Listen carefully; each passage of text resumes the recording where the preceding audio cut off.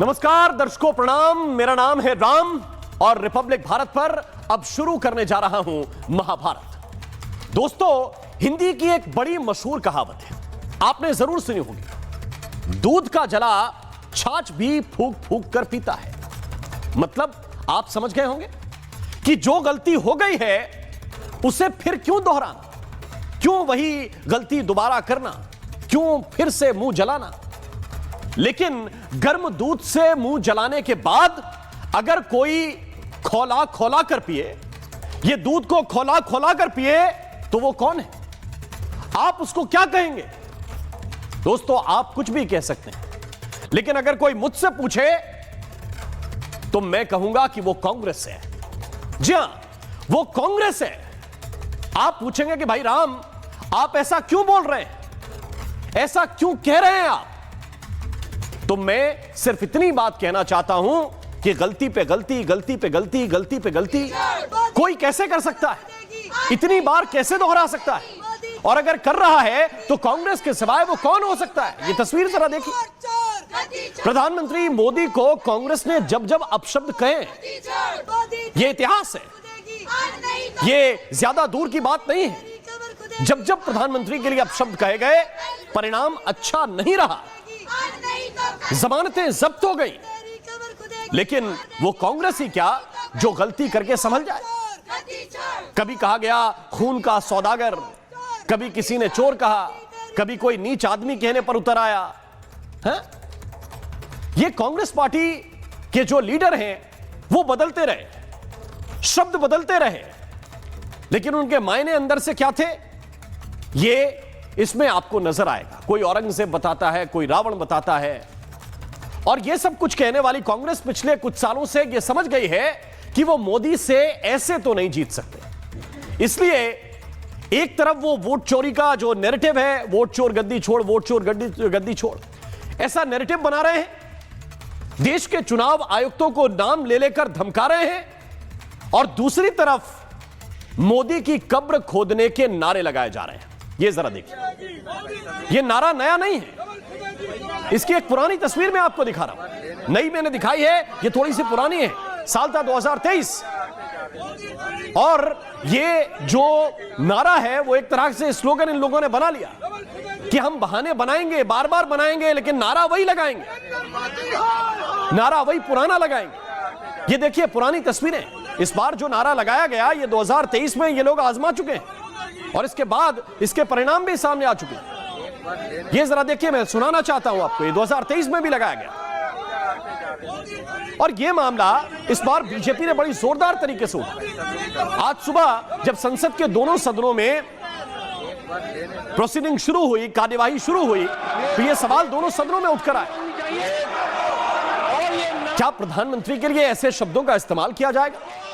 लोकसभा में किरण रिजिजू थे, राज्यसभा में जेपी नड्डा थे, उन्होंने यही सवाल पूछा, और जवाब में क्या हुआ? केवल शोर हंगामा, शोर और हंगामा। से माफी मांगनी चाहिए। और इसके बाद सदन की जो कार्यवाही है उसको स्थगित करना पड़ा। कांग्रेस के नेताओं से जब सदन के बाहर यह सवाल पूछा गया कि भाई ये क्या है, ये इस तरह का बयान क्यों देते हैं आप लोग, उनकी सफाई थी कि हमने मंच से कोई ऐसा बयान नहीं दिया है, मंच से कोई बयान नहीं दिया गया, भीड़ में किसी ने बोल दिया होगा। यह भीड़ में बोला गया। क्या यह भीड़ में बोला गया? क्या यह भीड़ में कहा गया? नहीं, यह भीड़ में नहीं कहा गया। जयपुर शहर की महिला कांग्रेस अध्यक्ष ने यह बयान दिया। बयान बाद में दिया, पहले अपना नाम बताया, पद बताया, नाम मंजू लता मीणा। उनकी तस्वीर जरा दिखाइए। इन्होंने सबसे पहले यह बताया कि मेरा नाम यह है, मेरा पद यह है, और इसके बाद आप सुनिए, फिर वो कहेंगे कब्र खुदे करने का हमारा काम है, सच्चाई को और कमाल क्या है, लाने का, जनता के सामने लाने। कमाल यह है कि अब तक इन पर कोई कार्रवाई नहीं की गई, जनता के सामने, और कार्रवाई तो दूर की बात। मोदी के लिए तो मैंने ये कहा था भाई, ये जो मंजू मीणा है, ये अब भी अपने बयान पर कायम है, बार बार बयान दे रही है। अलग अलग न्यूज एजेंसियों को इन्होंने बात करते हुए कहा है कि ये जो कहा है उस पर कायम है।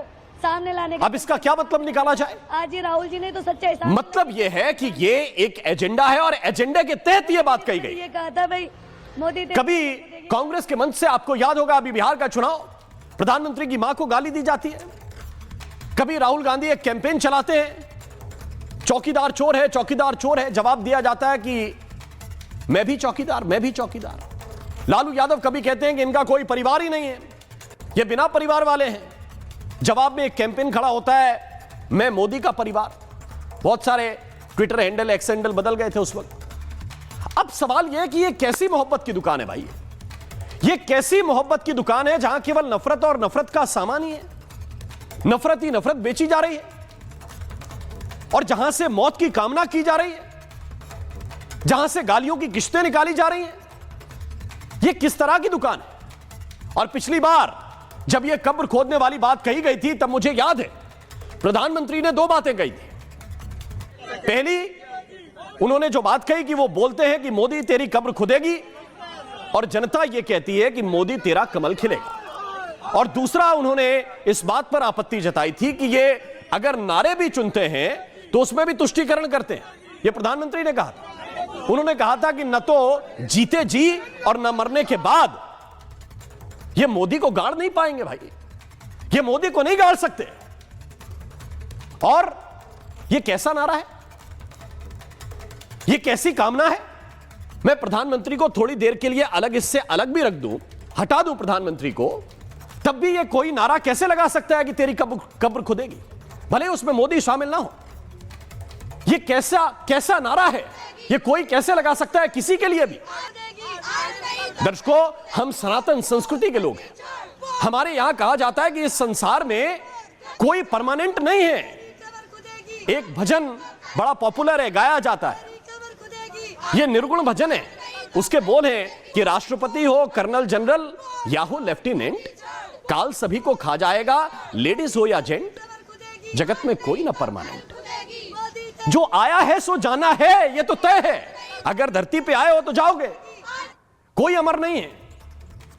यह कड़वा है लेकिन सच है।